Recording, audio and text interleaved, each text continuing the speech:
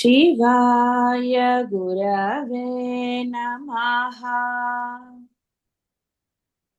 शिवाय गुरवे नमः। शिवाय गुरवे नमः। शिवाय गुरवे नमः। शिवाय गुरवे नमः। పుణ్య పుణ్య దేవుడు నమ్మ ఫలప్రద. గురుగారు పాదాభివందనాలు. దీని గురించి వివరణ మనకి చాలా ఇచ్చారు. కాబట్టి ఇక్కడ పుణ్యము అపుణ్యము రెండు కూడా మీ యొక్క కర్మలకు సంబంధించింది. కర్మ అంటే నథింగ్ బట్ మీ ఆలోచన. ఆలోచన చేసినప్పుడు ఒక జీవి అజ్ఞాని జ్ఞాని ఆ భేదం ఉన్నది. అజ్ఞాని తనకి లాభమా కాదా అవతలవాడు అనుకుంటూ ఎన్నో ఆలోచనలు చేస్తాడు. ఒక కార్యం చెయ్యాలి అంటే అన్నిటికీ కాకపోవచ్చు, కానీ కొన్ని వాడు ఆలోచన చేస్తాడు. జ్ఞానికి ఆలోచన ఉండదు కాబట్టి ధర్మం మాత్రమే ఆచరిస్తాడు. ధర్మం ఉన్నప్పుడు అది పుణ్యమే. అమ్మ స్పష్టంగా ఇంతకుముందు నామాల్లో కూడా వచ్చింది. ఏవైతే కర్మలు ఆచరిస్తారో ఆ కర్మలను బట్టే మీ యొక్క జన్మలు కూడా ఉంటాయి. ఇది మామూలుగా కూడా మనకి బోధ జరగకపోయినా చిన్నప్పటి నుంచి తల్లిదండ్రి గనక కాస్త ఉన్నప్పుడు, అంటే కాస్త ధర్మ అధర్మాలు తెలిసిన తల్లిదండ్రులు అయితే చిన్నప్పటి నుంచే చెప్తూ ఉంటారు, అలా చెయ్యకురా పాపము అని. పాపం వస్తే దేవుడు కోపడతాడు, శిక్షిస్తాడు. ఇలాంటి మాటలు కాస్త ధర్మపరులైన తల్లిదండ్రులకి నుంచి పిల్లలు విని ఉంటారు. తల్లిదండ్రులకే లేదనుకోండి, వాళ్ళు ఏం చెప్తారు? పాపం వస్తుందని వాళ్ళు చెప్పరు. కాబట్టి ఇక్కడ ఇది సామాన్యంగా అలా తల్లిదండ్రులు చెప్పినా చెప్పకపోయినా కొంత వయసు వచ్చాక వాడికి తెలియదు అనడానికి లేదు. ఒకరిని హింసిస్తే పాపము అనే సంగతి వాడికి తెలుసు. అబద్ధాలు ఆడకూడదు, అది పాపము. ఇలా వాడికి కొన్ని తెలియబడతాయి. కథల్లో అనండి, ఎక్కడైనా సరే జీవితంలో వాడికి తెలియబడుతుంది. ఒక దొంగతనం కానీ, అబద్ధం ఆడటం కానీ, ఒకళ్ళని మోసం చేయటం కానీ, ఇలా వాడికి తెలియబడుతుంది. మరి తెలియబడినా వాడు చేస్తున్నాడు. సరే, అప్పుడు అనుకోవచ్చు, పోనీలే భయంకరమైన శిక్షలో నికృష్టపు జన్మలు ఉంటాయని వాడికి తెలియకపోవచ్చు అని కొంత అనుకోవచ్చు. అందువల్ల ఈ బోధ జరిగినప్పుడు ఆ బోధల వల్ల, లేదా కాస్త ఏదో రామాయణ మహాభారతాలు చదవటమో వినటమో, కాస్త ఇదిగా ఉన్న వాళ్ళు చెప్పినప్పుడు వీటి గురించి చెప్పగలుగుతారు. అప్పుడు వాడికి అర్థమవుతుంది, అవును ఎంత భయంకరమైనవి కదా, సరే ఇక నుంచి నేను చెయ్యను అని వాడు నిర్ణయించుకోవాలి. ఇక నుంచి నేను చెయ్యను, తెలియక అవి చేశాను అని అప్పటి నుంచి వాడు దైవాన్ని నమ్ముతూ, తన ఆరాధించే దైవం అనండి, ఇంటి దైవం అనండి, ఎలా అయినా సరే వాడు కనుక ఆ బుద్ధి తెచ్చుకుని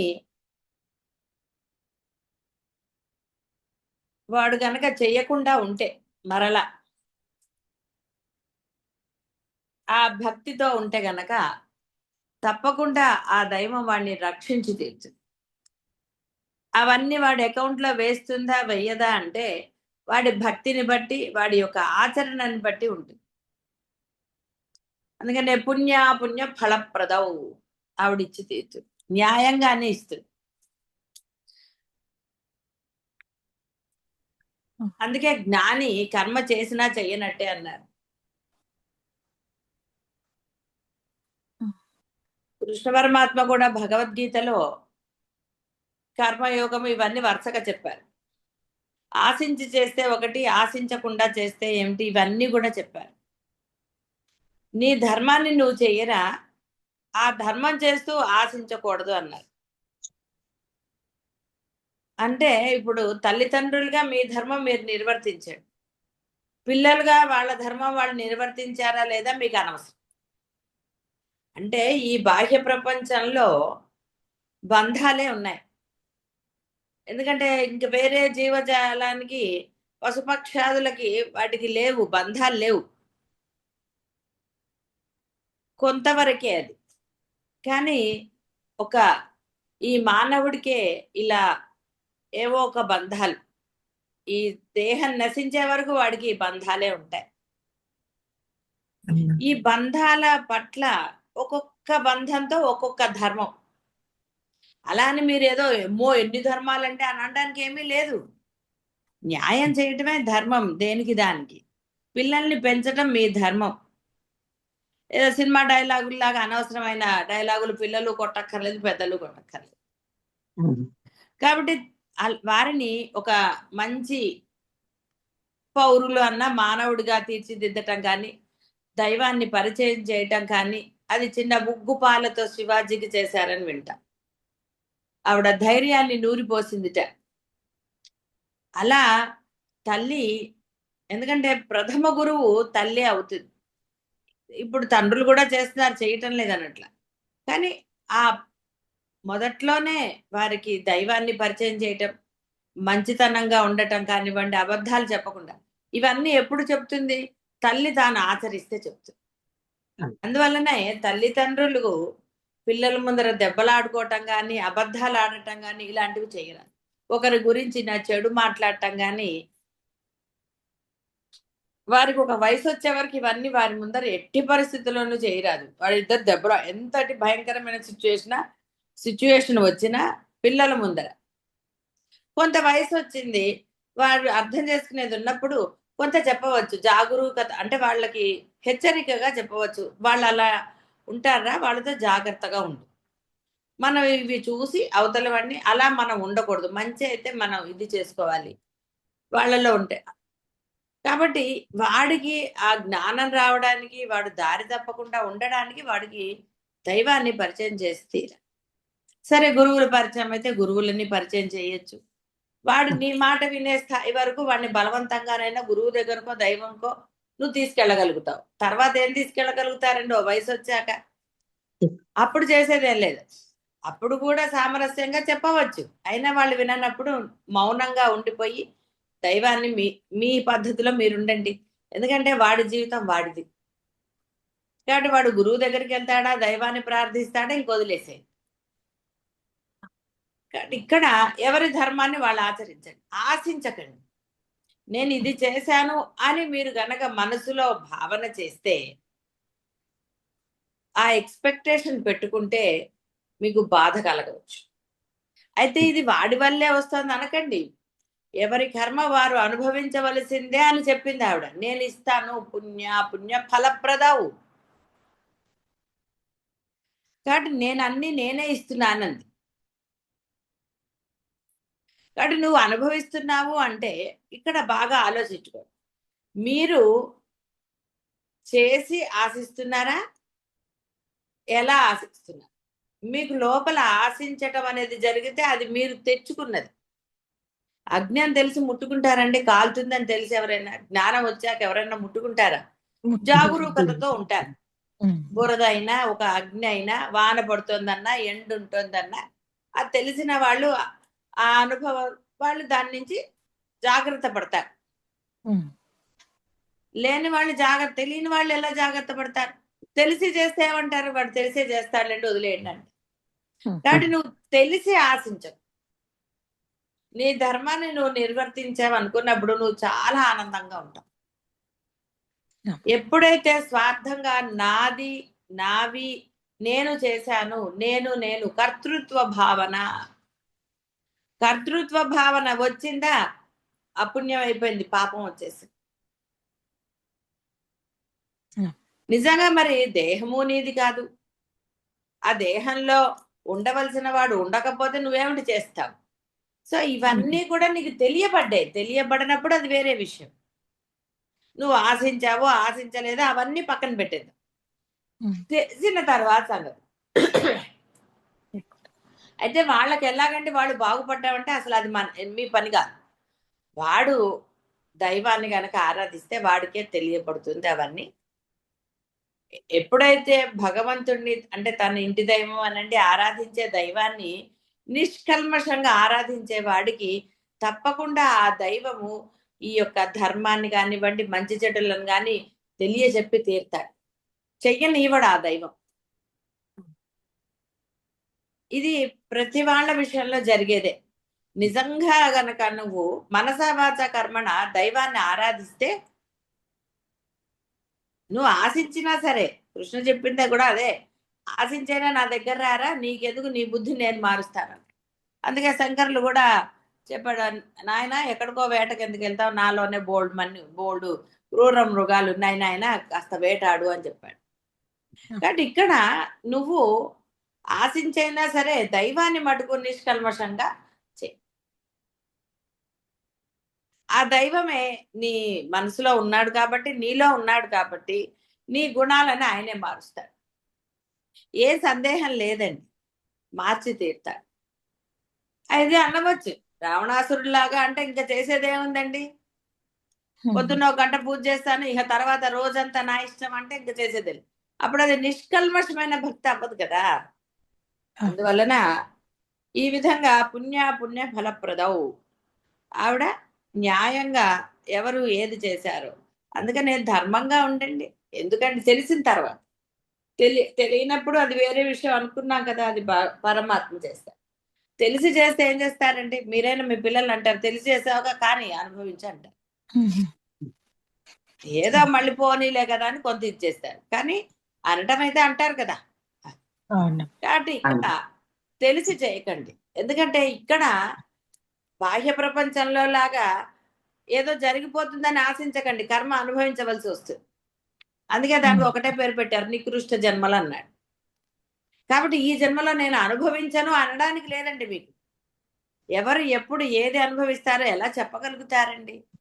ఏమీ చెప్పలేరు. ఏది ఎప్పుడు మనం చెప్పలేరు. ఉన్న వాళ్ళకు ఉన్నట్టుగా ఏదో జరుగుతుంది. ఎందుకు అలా జరిగింది చెప్పడం కష్టం. ఒక అతను అంటే మంచిగా ఉన్నాడు, శుభ్రంగానే హాయిగా ఉద్యోగానికి వెళ్తున్నాడు, వస్తున్నాడు, అసలు అతనికి ఏ ప్రాబ్లము కనపడలేదు ఎప్పుడు. క్యాన్సర్ల వాటి గురించి ఎప్పుడో ఎన్నోసార్లు విన్నారు మీరందరు. ఇద్దరు చిన్నపిల్లలు. ఒక రోజు అతనికి బ్లడ్ పడిందిట నోట్లోంచి. ఏదో ఒక రోజు సరే వెళ్ళాడు, వెళితే విత్ ఇన్ 5 days చనిపోయాడు. అది మరి ఎలాగా చెప్పండి. శుభ్రంగా ఉన్న మనిషి, ఏ ప్రాబ్లము ఎప్పుడు కనపడలేదు, అతను శుభ్రంగానే ఉన్నాడు. మరి ఒక జ్వరం కానీ ఇంకోటి ఏది రాలేదు, అంతే. అది పోయాడు, హాస్పిటల్లో టెస్టింగ్లు చేశారు, అన్నీ చేశారు, మనిషి పోనే పోయాడు. నిర్ధారణ చేసే లోపల చనిపోయాడు. కరెక్ట్గా 5 days. ఎవరైనా అనుకుంటారా పోతాడు అని? లేదు. ఏదో ఎందుకో బ్లడ్ వామిటింగ్ ఏదో తేడా చేసింది అది ఇది అనుకుంటారు కానీ, చూసారా అంటే ఏ క్షణానికి ఏమిటి జరుగుతుందో ఎవరు చెప్పలేరన్న సంగతి అందరికీ తెలిసిన విషయం. మరి ఇంత తెలిసిన తరువాత కూడా ఎందుకు అధర్మం చెయ్యాలి? ఎందుకు ఒకరిని బాధ పెట్టే మాటలు కానీ చేతలు కానీ దేనికి? ఇప్పుడు పోయారు కాబట్టి బానే ఉందండి, పోకుండా ఉంటే ఎంత కష్టం. మంచి వాళ్ళకి రావచ్చు, చెడ్డ వాళ్ళకి రావచ్చు. అంటే నువ్వు చేసిన చెడ్డ ఏమిటో బయట వాళ్ళకి తెలియకపోవచ్చు, పరమాత్మకు తెలుసు కదా. తెలుసు. అందువలన ఇక్కడ అవి కూడా చెప్పవచ్చు, ఎందుకులే అని నేను చెప్పట్లేదు. కొన్ని విషయాలు అనుభవించే వాళ్ళు మీరు చూడటం లేదండి. మంచాన పడ్డవాళ్ళు అనండి, లేకపోతే ఏవో దాంతో ఉన్న వాళ్ళు కనపట్టలేదు మీకు. 3 మంది ఉన్నారు. కాబట్టి అవి తెలిసి ఎందుకు చెయ్యాలి? కాబట్టి చక్కగా చేయగలిగినప్పుడు కాదు అసలు, పుణ్యాన్నే చెయ్యండి అంతే తప్ప వేరే. అసలు పుణ్యం అనే ఎందుకు అనాలండి? ధర్మం చేయండి చాలు. మీ ధర్మము మీ యొక్క పాపకర్మలను కొట్టివేస్తుంది. పాపక్షయం జరుగుతుంది మీరు ధర్మం చేస్తే. ఎందుకంటే పాపం లేని పుణ్యం ఎక్కడా లేదు. మీరు ఏది చేసినా అందులో కొంత పాపం ఉంటుంటే ఉంటుంది బాహ్య ప్రపంచంలో. కాబట్టి మీరు ధర్మాన్ని మాత్రమే ఆచరించండి ధైర్యంగా. అది ఉద్యోగ ధర్మ, గృహస్థ ధర్మం ఏదైనా సరే. ఒక భర్త, భార్య, తల్లి, తండ్రి, కొడుక అసలు అనవసరం. నీకు ధర్మం తెలుసు, ధర్మాన్ని ఆచరించు ధైర్యంగా. ప్రపంచమునందలి ప్రతి జీవి ప్రతి క్షణమున ఏదియో ఒక కర్మ చేయుచునే ఉంటుంది. కర్మ జీవ చైతన్య లక్షణం. అట్లు చేయబడు ప్రవృత్తి ప్రపంచమునందలి ఏ ఇతర జీవికైనను మానసికముగా గాని శారీరకముగా గాని అపకారం అయినచో అది పాపం, ఉపకారమైన అది పుణ్యకర్మ. అటులా ప్రతి జీవి ప్రతి క్షణమందు చేయి ప్రతి పని అందును కొంత భాగము జీవ సమిష్టి రూపుడగు పరమేశ్వరునకు సంక్రమించు. దేహేంద్రియములతో చేసిన పుణ్యపాప కర్మలేందలు కొంత భాగము మానవ రాజ్యమునకు బుద్ధి ప్రాణములతో ఆచరించు కర్మ ఎందలి కొంత భాగము ఆధ్యాత్మికమునికి అంటే ఈశ్వరునకు సంక్రమించు. మిగిలినదంతా కర్తను ఆశ్రయించి ఉంటుంది. ఇలా దీనిని బట్టి చూడ ఆ జీవి పూర్వజన్మల కర్మ సముదాయమునకు వర్తమా వర్తమాన జన్మకృత కర్మ సముదాయం చేరిన సమిష్టి కర్మ ఫలదాయ ఫలమే ఆ జీవి యొక్క భవిష్యత్ జన్మ సాధకమును తెలుస్తుంది. ఇహ మానవ రాజ్యమునకు సంక్రమించిన పుణ్యభాగమునకు సమాన ఫలముగా దేహేంద్రియ చర స్థిరాస్తులు ఏర్పడతాయి. పాప భాగమునకు సమాన ఫలముగా దేహత్రయ అనారోగ్య రోగ శిక్షాదులు కలుగుతాయి. ఇహ ఈశ్వరునకు సంక్రమించిన పుణ్యభాగ సమాన ఫలముగా సకాల వర్షము సుభిక్షిత ఇత్యాదులు ఏర్పడతాయి. పాప భాగ సమాన ఫలముగా అకాల వర్షాలు, అనావృష్టి, ఉప్పెన, తుఫాను, చోరబాధ, దుర్భిక్షత మొదలగునవి. ఇది శృతి స్మృతులు ఉపదేశించు వేద దేవతా స్వరూపం. ఈ విధమున వారి వారి కర్మఫలానుసరణమున ఎవరి ప్రాప్తముల వారికి సంక్రమింపజేయనుది కనుక పరమేశ్వరి పుణ్య ఫలం. అయితే ఇక్కడ దేవుడికి కొన్ని పోతాయి అంటే మీరు చేస్తారు కదండి, దేవుడికి కొన్ని సమర్పించరు మీరు చేసే వాటిల్లో. ఇది దేవుడికి అంటే మొక్కుతారు కదా. కొంతమంది దేవుడికి అమ్మవారికి అదేంటది ఒడి బియ్యం పోసేది ఉంటుంది. ఇలా రకరకాలుగా ఉంటాయి మీరు చేసే వ్రతాలు, ఇవన్నీ ఉన్నాయి. యజ్ఞాలు చేస్తారు కొంతమంది, లోక కళ్యాణం అంటూ చేస్తారు. కానీ వాడి బుద్ధి సరిగ్గా ఉందా అక్కడ? నిజంగా సరే బాహ్యం వదిలేద్దాం, మీరే వ్రతాలు కానీ నోములు కానీ ఎన్నోసార్లు చెప్పుకున్నాం. ఆ వ్రతం చేస్తున్నప్పుడు నిజంగా మీరు భక్తిపూర్వకంగా చేస్తున్నారా? ఇది భగవంతుడిని నేను ఇంటికి పిలుస్తున్నాను కాబట్టి అని ఆ యొక్క వస్త్రాన్ని నుంచి నిజంగా మీరు ఇహ దాన్ని అనడానికి ధర్మంగా ఉన్నారండి? ఆ వస్త్రాన్ని మంచి వస్త్రం తెచ్చారా? ఏమిటి ఏర్పడుతోంది? ఆ ఎలాగో ఇతనికి దక్షిణ ఇస్తున్నాం అని ఆ బియ్యం సరిగ్గా ఉండవు, ఆ వస్త్రం సరిగ్గా ఉండదు. తెచ్చే ఫల అసలు ఇహ చెప్పక్కర్లేదు, విడివిడిగా ఎందుకంటే చెప్పటం. అంటే నీ మనసులో భావన నీకు బాగా తెలుసు కదా. ఇంకొకటి నిన్న ఎవరో మాట బ్రాహ్మణ్ణి పట్టుకొని వాడే చేస్తాడు వాడికి అన్నీ తెలుసు కదా అంటున్నారు. ఎంత తప్పండి. ఓకే, నీ స్నేహితుడు అయినప్పుడు నువ్వు అలా మాట్లాడటంలో దోషం లేదు. ఒక బ్రహ్మగా కూర్చున్నాక అలా మాట. అర్జునుడు కూడా కృష్ణ పరమాత్మకు అన్నాడు, నాయనా అంటే నేను ఎప్పుడన్నా బై ఛాన్స్ నువ్వు నా భావన అనుకుంటూ నీతో ఏమన్నా పరిహాసం ఆడటం కానీ నిన్ను ఏదన్నా కించపరిచే ఉంటే క్షమించు పరమాత్మ అని చెప్పి ప్రార్థన చేశాడు. ఎందుకంటే అప్పుడు అక్కడ బోధ జరిగింది, గురువుగా స్వీకరించాడు కాబట్టి ఇక్కడ అతను బ్రహ్మగా ఆ యొక్క కార్యక్రమం చేసినప్పుడు నువ్వు అలా మాట్లాడకూడదు ఒకవేళ స్నేహితుడైతే. కానీ నీకు అసలు అతను పరిచయం కాదు, చేస్తాడు. అతన్ని నీ వాడు వీడు అని సంబోధించు. వాళ్ళ ఎడల వాళ్ళకి డబ్బు లేదన్న చిన్న చూపు నీలో ఉండకూడదు.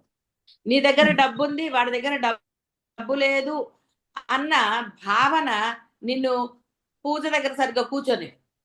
అతను బ్రహ్మం, నీకు మంత్రం రాదు కాబట్టి అతన్ని పెట్టుకున్నావు, అతనికి నువ్వు రెస్పెక్ట్ ఇచ్చి తీరాల్సింది. నువ్వేం చేస్తున్నావు? అవును. అతనికి ఆ దక్షిణ ఇచ్చేటప్పుడు కూడా బేరం ఆడటం లేదండి. బేరం ఆడతారు. మనం చేసుకునేది ఎప్పుడో ఒక్కసారి అయినప్పుడు ఏమిటండి బేరాలు? సరే, అవును. బేరం ఆడతాం. తర్వాత సమర్పించేవన్నిట్లో లోభత్వమే. ఇంకా దైవం ఎలా వస్తాడండి? ఆ బియ్యం దేనికి పోస్తున్నావు నువ్వు? స్వామిని. ఎందుకంటే ఆ బియ్యం అది చాలా శ్రేష్టమైనది కాబట్టి ఎంగిలి అది ఉండదు బియ్యానికి. హ్మ్. అందుకని అక్కడ అది మనం వేస్తున్నాం. డైరెక్ట్ గా అక్కడ వేస్తే బియ్యం దాని మీద అడ్డు ఇటు అవుతాయి కాబట్టి ఒక వస్త్రము. అందుకే హ్మ్. కాటన్ వస్త్రమే అంటారు. అసలు పూర్వకాలం అయితే ఆ పత్తి అవన్నీ అలా వేసినవే దొరికేవనుకోండి. ఇప్పుడు మెషిన్ మేడ్ వచ్చాయి. అప్పుడు అది ఆ శ్రేష్టమైనది. హ్మ్. కొబ్బరికాయ ఎందుకు? అది కూడా ఎంగిలి కాదు కాబట్టి. ఒక హ్మ్. అరటిపండు గాని ఇవేవి కూడా ఈ పళ్ళు ఎంగిలితో అంటే నువ్వు తినేసి పడేసిన గింజల వల్ల వచ్చేవి కాదు. ఇవి మనం సమర్పిస్తాం మామూలుగా.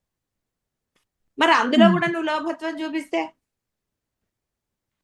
కాబట్టి చూసారా చెయ్యి. పాపం అంతా దేవుడికి ఎంత పోయిందండి అక్కడ. హ్మ్. మరి అక్కడ నీకు వచ్చింది కదా, అందుకని ఇదొక్కటే చెప్తాను.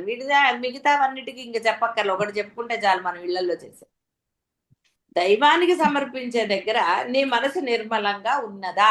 చాలు ఇంకేం. అది హ్మ్. గురువు కూడా అదే. నిజంగా నువ్వు గురువునకు సమర్పించినప్పుడు నీ మనసు నిర్మలంగా ఉందా? లోభత్వంతో ఉందా? ఆశించటం అనేది ఉందా? హ్మ్. ఇందులో ఈ భావనలు నీకు చెందినవి. సమర్పించడం అని అంటే పర్సంటేజ్ పెట్టుకున్నప్పుడు కొంత పర్సంటేజే దైవానికి వెళుతుంది. అంటే అదేమి ఆయన అకౌంట్ లో వేసుకోడు ఆయన. ఇందా చెప్పారు కదా, ఇలా అంటే అంతే. నీకు మంచి చేయడానికి ఆ స్థాయి ఉండాలి హ్మ్. కదండి.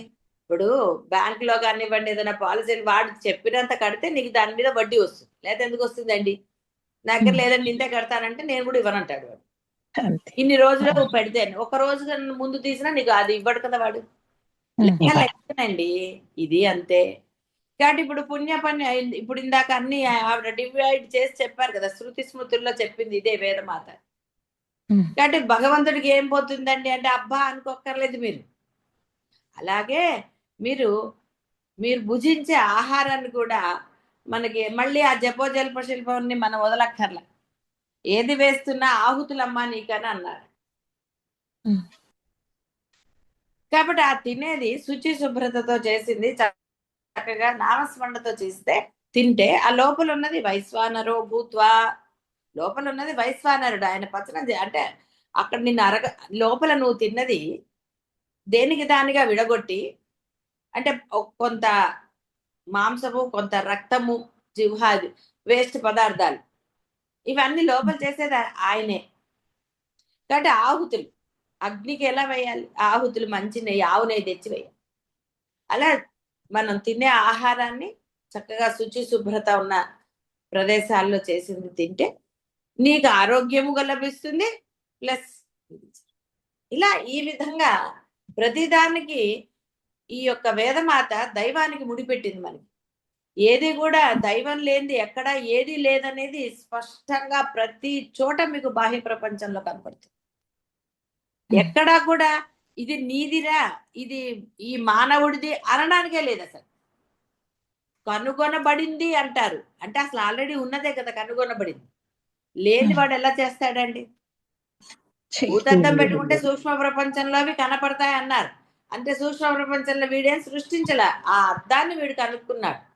కానీ అద్దం ఏర్పడడానికి కూడా మూలం ఆవిడే అన్నది నువ్వు గ్రహించేస్తే నువ్వు కనుక్కున్నావనరు.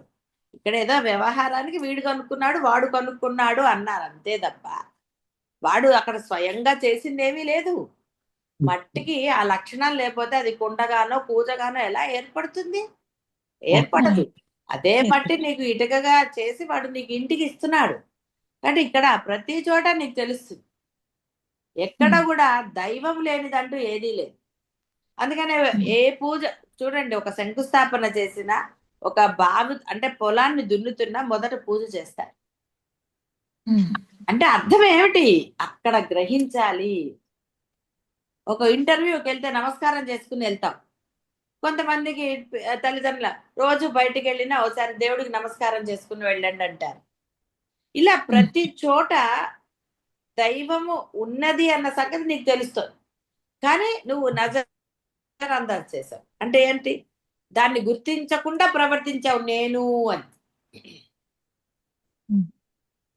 ఎప్పుడైతే సర్వము ఆ పరమాత్మే ఆయనదేనండి, ఈ తెలివితేటలు మటుకు నావా, అన్ని ఆయనవే అన్న కర్తృత్వాన్ని నువ్వు స్వీకరించకుండా ఆయనకు సమర్పిస్తే నీవు ఆనందంగా ఉండగలుగుతావు. అందులో ఏవైనా దోషాలుంటే అది ఆయనకే పోతుంది. ఎందుకంటే నువ్వు ఎక్కడా కూడా నువ్వు తీసుకోలే క్రెడిట్. నువ్వు క్రెడిట్ కార్డు వాడితే నీకు కదండి బిల్లు వస్తుంది, పక్కవాడికి రాదు కదా. అందువల్ల నువ్వు క్రెడిట్ తీసుకోకపోతే ఎవరు క్రెడిట్ వాళ్ళకే పోతుంది కదండి. నువ్వు క్రెడిట్ తీసుకున్నావా నాది అని నువ్వు అనుభవించవలసిందే. ఆ పుణ్యం కాస్త అపుణ్యం అయిపోతుంది. క్షణం పట్టదండి. నువ్వు చక్కగా సంతోషంగా ఒకటి దానం చేయి. అందుకే కుడి చేత్తో చేసేది ఎడం చేతికి తెలియకూడదు అన్న. నువ్వు దానం చేసేసి ఆహా నేనే చేశాను అని చెప్పావు అనుకోండి, అయిపోయింది. దోషం వచ్చేసి చక్కగా హోల్ హార్టెడ్ గా ఎవరికి చెప్పం. సందర్భం వచ్చిన ఏదో లేండి ఆయన ఇచ్చాడు నేను ఇచ్చాను అంతే అన్నారనుకోండి, నీకేది రాదు. ఒకవేళ నువ్వు సమర్పించిన దాంట్లో ఏదైనా ఉన్నా ఆ దోషం నీకు సంక్రమించు. ఇప్పుడు ఈ విభాగాలు అర్థమయ్యాయి కదా, ఇక మళ్ళీ విడిగా చెప్పక్కర్లే కదా. కాబట్టి పూర్వజనుల కర్మ సముదాయానికి వర్తమాన జన్మకృత కర్మ సముదాయం చేరిన అదే కదా సంచిత కర్మ, ప్రారంభ కర్మ, ఆగామి. ఇన్ని కర్మలు పుడుకుంటే మళ్ళీ ఏ నికృష్ట జన్మగా దారి తీస్తుంది. సంచిని ఖాళీ చేసుకుంటే కదండి. చెప్పాం కదా ఏమైంది, పుణ్యక్ష అక్కడెక్కడో దానం చేద్దామని తీసుకుపోతే ఏమైందని చేయలేదు కదా, గుర్తించబడింది. చూసారా బరువు. మరి వాడు గుర్తించాడు కదా, లేదా తెలిసేదే కాదు. కాబట్టి ఈ దైవానికి గనక దైవం సమర్పించే వాటిల్లో గనక నువ్వు నీ బుద్ధి సరిగ్గా లేక సరిగించే ఒకవేళ ఏదో ఒకటి లేండి, అరటిపండు ఎక్కడో ఫ్రిడ్జ్ లో లోపల ఏదో ఉంది చూడండి, అది పర్వాలేదులేండి గుళ్ళో కదా ఇచ్చేయండి అని అన్నారు అనుకోండి, అప్పుడు అనావృష్టిలు ఇవి పాపం ఎక్కువయ్యే కదండి. అప్పుడు అరుణాచలంలో ఇవి వస్తే ఇన్ని సంవత్సరాలు ఎప్పుడూ రాలేదని, తర్వాత కేదార్ బద్రీనాథ్లో ఎందుకు పాపం ఎక్కువైంది. ఉన్నవాడా చేసేవాడా ఎవడైతే ఏంటండి, అక్కడ పాపం ఎక్కువైంది. ఎక్కువ అవగానే పరమాత్మ చూపిస్తాడు. అయినా బుద్ధి వస్తుందండి, అందరికీ వస్తుందా? కాబట్టి ఎవరి గురించి నీకెందుకురా, నీ జన్మల గురించి నువ్వు ఆలోచించు. ఇక్కడ మీకు విడిగా మళ్ళీ చెప్పక్కర్లేదు కదా, ఆధ్యాత్మికమో పుణ్య పాప కర్మలు విడిగా అక్కర్లేదు. అది మొత్తానికి పుణ్య ఫలప్రద. అందరూ చక్కగా కర్తృత్వం లేకుండా ధర్మంగా ఉండండి. సీమంత సింధూరీకృత పాదాబ్జధూళిక, ఇదంతా కూడా ఒకటే నామం. మీరు గనక ఒకవేళ ఆపగలిగితే, అంటే చెప్పలేకపోతే శృతి సీమంత అని ఒక సెకండ్ ఇక్కడ ఆగచ్చు. సింధూరీకృత అక్కడ ఒక నిమిషం ఆగచ్చు. పాదాబ్జ ధూళిక అది మటుగా కలుపుతారు. పాదాబ్జ ధూళిక, శృతి సీమంత సింధూరీకృత పాదాబ్జ ధూళిక. శృతి సీమంతములు చతుర్వేద అంతర్గతములకు ఉపనిషత్ సహస్రములు పురుష శరీరమున సీమంతం శిరస్థానమైనట్లుగా వేదములు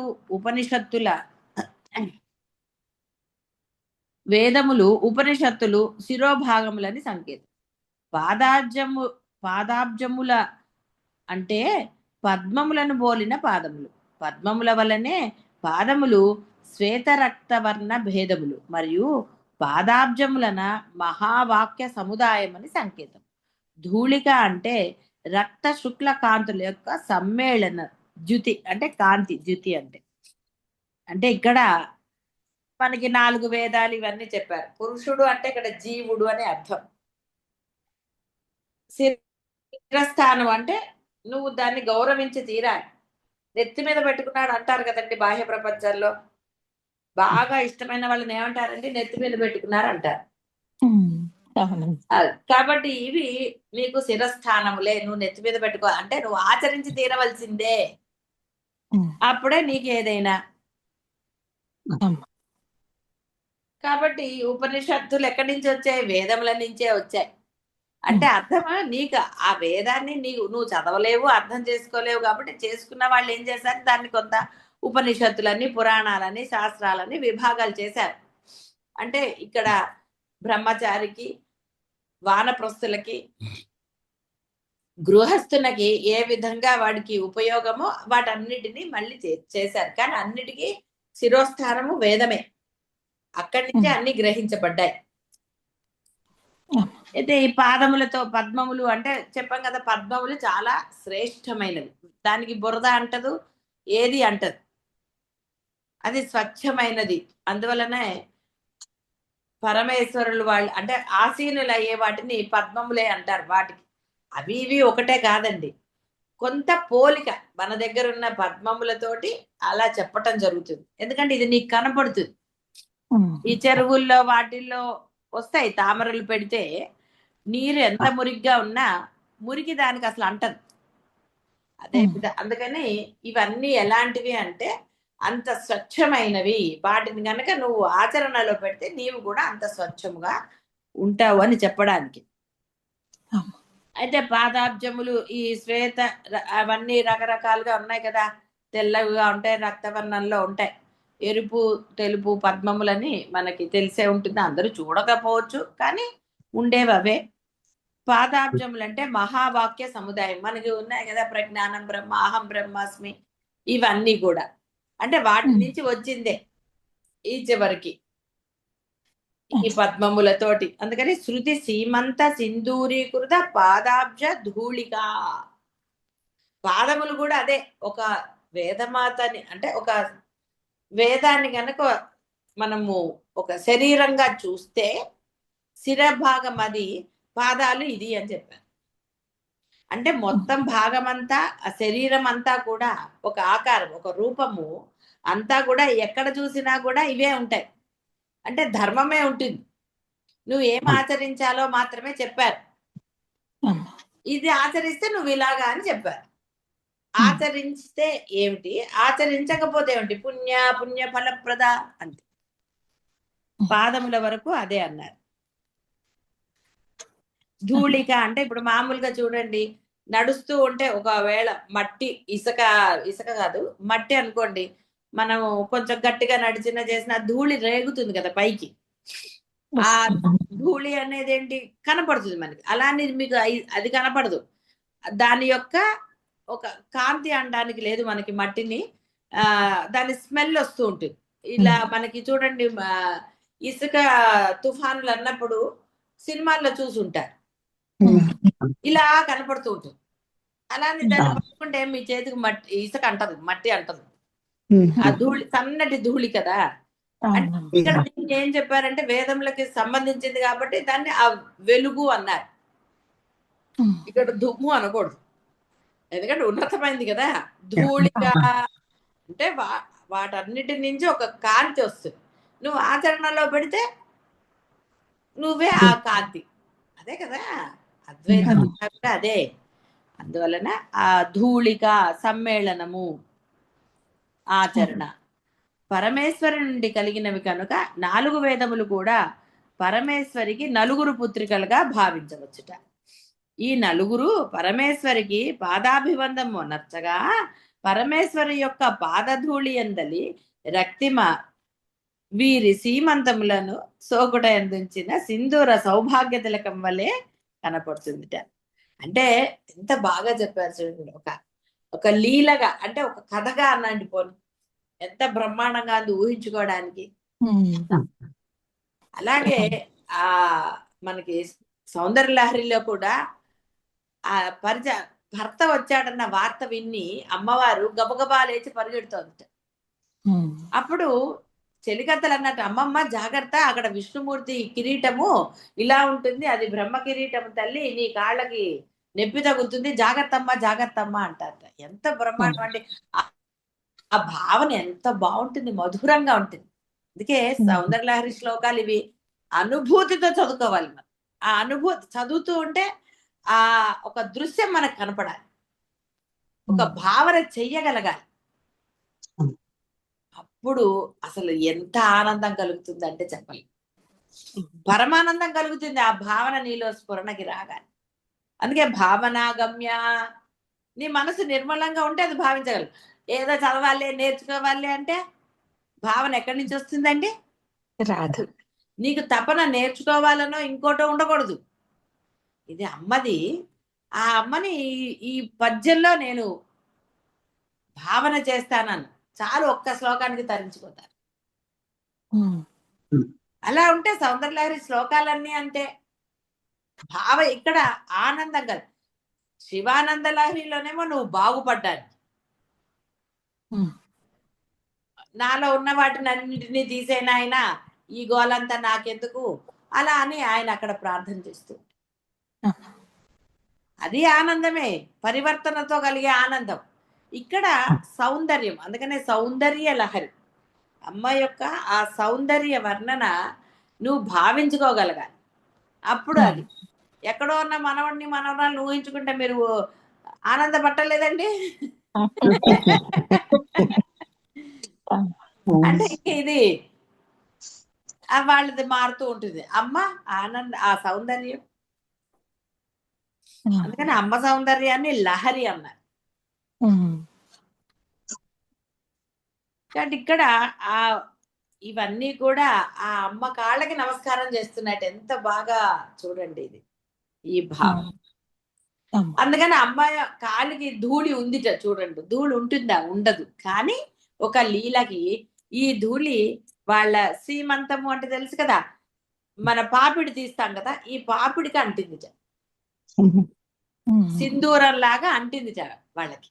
వాళ్ళు అమ్మ కాలికి నమస్కారం చేశారు. వేద ఇదే ఉంటుంది. అమ్మవారి పాదాలకి నమస్కారం చేస్తే ఆ గోర్లలో ఈ యొక్క విష్ణుమూర్తి వీళ్ళందరూ ఈ యొక్క కిరీటాల కాంతి ప్రతిఫలించింది. అంటే ఎంత స్వచ్ఛంగా ఉంది అమ్మవారి యొక్క గోరు చూడండి. సౌందర్యలహరిలోనే చెప్తారు ఇవన్నీ. అంటే అంత అద్భుతము అని అర్థం. ఏమిటమ్మా నువ్వు ఏమీ పెట్టుకోలేదు, ముద్రలు ఆశీర్వదిస్తున్నట్టు అభయమిస్తున్నట్టు అంటే అమ్మకిట పాదాలకి నమస్కారం చేస్తే అంట. అందుకని ఆవిడ ఏం పట్టలేదు, ఎందుకంటే పాదాలే రక్షించేస్తున్నాయిట. ఇంకా పాదాలే రక్షణ చేసినప్పుడు మళ్ళీ చేతులతో ఆవిడ ఏం చూపించాలండి? చూపించక్కర్లేదు, పాదాలే పనిచేసేస్తున్నాయిట. ఆ పాదాల యొక్క సౌందర్యాన్ని వర్ణించారు. కేవలం పాదాలు అంటే పాదాలకు నా గోరు యొక్క కాంతి ఎలా ఉందో కూడా చెప్పారు. అంత బ్రహ్మాండంగా ఉంటుంది సౌందర్యం. అందుకనే భావన చక్కగా చదవాలి, అర్థం చేసుకుని చదవటం కాదు. నీకు అర్థం తెలిస్తే దీనికి రాగాలి ఎందుకండి? ఇక్కడ మనకి ఆ అమ్మని భావన చెయ్యాలి అంటే అలా పదాలని విడదొట్టేస్తే రా. పదాలను అంటే నీ ఇష్టం వచ్చినట్టుగా విడగొడితే రాదు. పదం ఎక్కడ విడగొట్టాలో అక్కడ విడగొట్టి నీ భావం అంటే నీ మనస్సు అక్కడ లగ్నమైతే నీకు భావన, ఆ భావన నీకు పరమానందాన్ని ఇస్తుంది. కాబట్టి ఇక్కడ చక్కగా చెప్పారు. సీమంతంలో ఎందుందిట సింధూర సౌభాగ్య తిలకం వలె కనపడింది. వేదాంతములు అనబడును గాన ఉపనిషత్తులు వేదములకు సీమంతం. ఈ ఉపనిషత్తుల వలన పొందవలసిందే పరమేశ్వరి పదం. మరి అది చెప్పింది కదా నీకు ఇలాగా అలాగా. లేదా నువ్వు ఎలా పొందుతావు? వేదం నువ్వు చదవలేవు, అందరు చదవకూడదు, దాన్ని ఎలా చదవాలో అలా చదవాలి. కాబట్టి పరమేశ్వరిని పొందాలంటే ఉపనిషత్తులు నీకు ఉపనిషత్తు సమీపం ఆ పదాన్ని తత్ విష్ణోహో పరమం పదం తత్ ప్రాప్తి సాధకమగు శ్రీదేవి ఉపనిషత్తు పాఠకోపయుగం. అంటే పాఠకోపం అంటే చదువుకే వాళ్ళకి అర్థం, ఉపయోగమునకై ఇక్కడ చెప్పారు అని అన్నారు. మరి చెప్పకపోతే ఎలా తెలుస్తుందండి? కాబట్టి దేవి ఉపనిషత్తు కూడా ఉందిట. నమస్తేస్తు భగవతి భవతి మాతు అస్మాత్ పాతు సర్వతః, ఆవిడ మమ్మల్ని రక్షించుగాక అన్నిటి నుంచి అని ఇక్కడ కొంచెం ఇచ్చారు ఆవిడది. తామహం ప్రణామి నిత్యం తాపహరిణీం దేవీం భుక్తి ముక్తి ప్రదాయినీం ధ్యాయంతి పరమానంద మయాజ్ఞాంబురాశయ, మయా అజ్ఞాంబురాశయ. ఇలా విడదీసుకుంటే నష్టం లేదు, అర్థమవుతుంది కాబట్టి. మయా అజ్ఞ సారీ మయా అజ్ఞాంబు రాశయ, అజ్ఞానం అనే ఆ అంబురాశయ అంటే సముద్రం అంత ఉంది అజ్ఞానం, ఆ దాన్ని నశింపచేయాలి తల్లి అని నమస్కారం చేసుకోవచ్చు. ఇలా మనం చిన్న చిన్న కొన్ని అర్థం మారకుండా అర్థమయ్యేది మనకి అర్థమవుతుంది అన్నది కొంత విడదీసి చదువుకుంటే నష్టమే లేదు. ఇక్కడ మీకు రాగమో గొంతో దేనికండి? ఏం మీరు కచేరీలు పెడతారా? అక్కర్లేదు కదా. మీరు ఏమైనా టీవీల్లో వాటిల్లో కచేరీలు ఇవ్వాలి ఇలాగా సామూహికంగా అంటే మీరు ఏమన్నా రాగాలి, కానీ లేకపోతే ఎందుకండి? మిమ్మల్ని మీరు ఉద్ధరించుకుంటే తర్వాత సంగతి వేరే వాళ్ళ సంగతి. కాబట్టి ఇక్కడ అది, కాబట్టి ఈ విధంగా చక్కగా ఆ అమ్మని ఆరాధించండి. అమ్మ ఉన్నది అన్న భావనతో మీరు ఏది చేసినా పరమానందాన్ని ఇస్తుంది. ఆవిడ ధర్మాన్నే చేయనిస్తుంది తప్ప అధర్మంకి ప్రోత్సహించదు ఆవిడ. అందరూ చక్కగా ధర్మపరులుగా పరమానందాన్ని పొందండి. శుభం భూయాత్.